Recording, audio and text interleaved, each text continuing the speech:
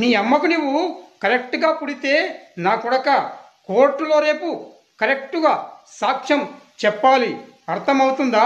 లేదంటే ఈ కరెంటు ఇస్త్రీ పెట్టెతో నిన్ను చంపేస్తాను. ఏమనుకున్నావు? నువ్వు చెప్పే ఒక సాక్ష్యాన్ని బట్టి కలెక్టర్కు ఉరిశిక్ష పడుతుందిరా. కలెక్టర్ పాపం అమాయకుడైన కలెక్టర్కు ఉరిశిక్ష పడుతుంది.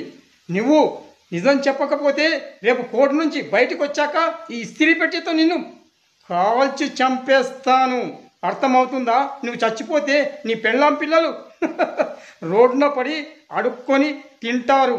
జాగ్రత్తగా గుర్తుంచుకొని నేను చెప్పినట్టు రేపు నువ్వు కోర్టులో మంచి నిజమైన సాక్ష్యం చెప్పాలి, లేదంటే నీ చావు నీ కళ్ళ ముందే ఉంటుంది.